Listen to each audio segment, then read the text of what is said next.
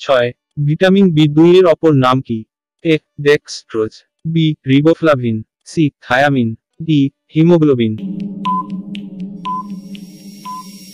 সঠিক উত্তর B riboflavin. দ্রষ্টব্য: রিবোফ্লাভিন, যা ভিটামিন বি2 নামেও পরিচিত, একটি সহজে শোষিত রঙিন মাইক্রোনিউট্রিয়েন্ট যা শক্তি বিপাক এবং চর্বি, কেটন বডি, কার্বোহাইড্রেট এবং প্রোটিনের বিপাকের জন্য গুরুত্বপূর্ণ ভূমিকা পালন করে। 7. মানুষের পাকস্থলীতে নিম্নলিখিত কোন অ্যাসিড সংশ্লেষিত হয়?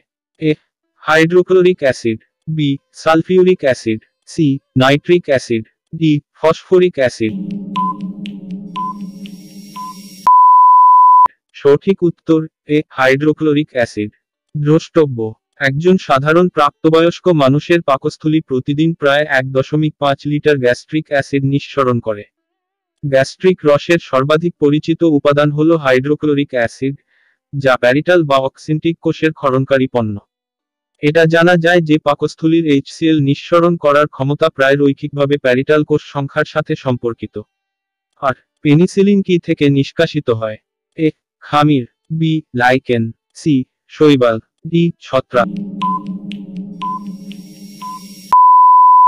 সঠিক উত্তর ডি ছত্রাক। দ্রষ্টব্য: 1927 সালে আলেকজান্ডার ফ্লেমিং কর্তৃক আবিষ্কৃত তথাকথিত ওয়ান্ডার ড্রাগ পেনিসিলিন ছত্রাক পেনিসিলিয়া গণ থেকে উৎপাদিত হয়।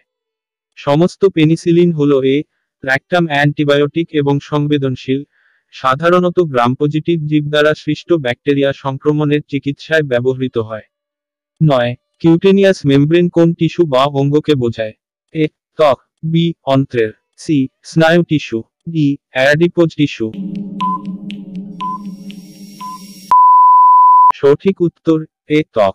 দ্রষ্টব্য: ত্বক হল মেরুদণ্ডী প্রাণীর নরম বাইরের আবরণ যা অন্তর্নিহিত পেশি, হাড়, লিগামেন্ট এবং অভ্যন্তরীণ অঙ্গগুলিকে রক্ষা করে। কিউটেনিয়াস মেমব্রেন হল আমাদের ত্বকের প্রযুক্তিগত শব্দ।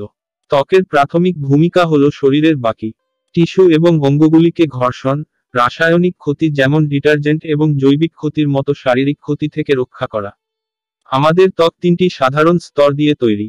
সবচেয়ে উপরিভাগ থেকে গভীরতম স্তরে এগুলি হল এপিডার্মিস, ডার্মিস এবং সাবকুটেনিয়াস টিস্যু। 10. হিমোগ্লোবিন এবং মায়োগ্লোবিন উভয়েরই গঠনের জন্য কি প্রয়োজন? A vitamin A, B vitamin বি12, সি আয়রন, ডি ক্যালসিয়াম। সঠিক উত্তর সি আয়রন। বিদ্রোহ: হিমোগ্লোবিনকে টেট্রামেরিক হিমোপ্রোটিন বলা হয়, যেখানে মায়োগ্লোবিনকে মনোমেরিক প্রোটিন বলা হয়। হিমোগ্লোবিন সারা শরীরে পদ্ধতিগতভাবে পাওয়া যায়, যখন মায়োগ্লোবিন কেবল পেশি টিস্যুতে পাওয়া যায়।